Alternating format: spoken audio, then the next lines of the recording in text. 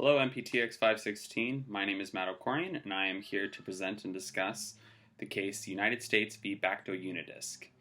In 1962, FDA performed an in-rev seizure of a shipment of Bacto Unidisk antibiotic sensitivity discs manufactured by DIFCO Laboratories and held the product under labeling it as misbranded. This decision was ultimately appealed all the way to the Supreme Court, where it was ultimately decided that this material is in fact a drug and thus could be regulated as such, and that the seizure was valid. Bacto Unidisks are antibiotic sensitivity discs used as a laboratory screening test to determine the use of antibiotics in the treatment of infections. As this material is used in the diagnostic process for the treatment of a disease, FDA promulgated regulation against it in 1960, requiring that batch certification be issued on this product before it be marketed. Subsequently, this market without batch clarification is what led to the seizure. Now, in this case, the lower courts decided that this material was not a drug, and that the drug definition that was intended by Congress in the passage of the Food, Drug, and Cosmetic Act was intended to be limited to the medical definition of a drug that they provided, which was a material used to be applied internally or externally to patients for the use in the cure, treatment, mitigation, prevention of disease.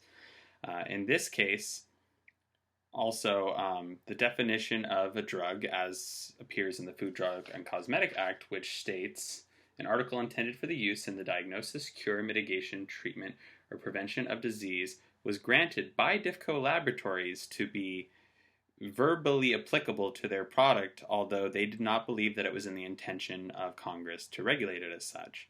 The Supreme Court ultimately decided that that was just in fact what Congress regulated. The Supreme Court decided that Congress utilized the term drug in this instance as a term of art, meaning that they did not intend to strictly limit the definition of drug only to those that DIFCO was attempting to apply to their product. More so, the Supreme Court attempted to apply the statutory intent of the Food, Drug, and Cosmetic Act, which was to ensure the efficacy of drug products out on the market. As such, this product being used as a laboratory screening test to determine the efficacy of antibiotics, the use of this product had a direct impact on the efficacy of drugs in use, and subsequently could be extended to be regulated against as a drug.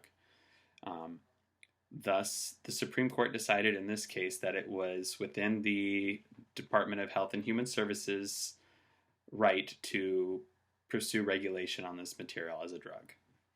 In researching this, I found three legal terms that were relevant in this case. Two of those terms, in rem and in personam, were specifically relevant in the seizure. In rem refers to against a thing. So in this case, no one was charged for a crime, no individual was, but this material was seized as being unlawfully marketed. And that is what in rem means, where a court will pursue action against a material rather than a person. In personam is the opposite of this, and in personam refers both to criminal and civil cases where a court is taking action against an individual, either for their actions or in a criminal case for a crime or other such action.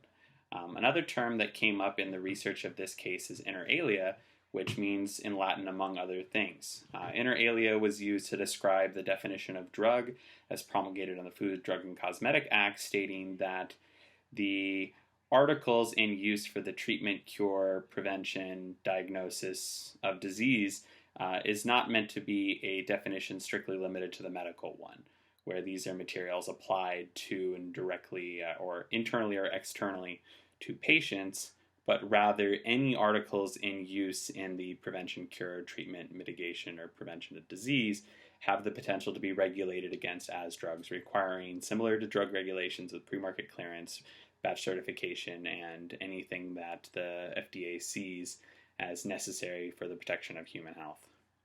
Thank you for this presentation, and we'll discuss further.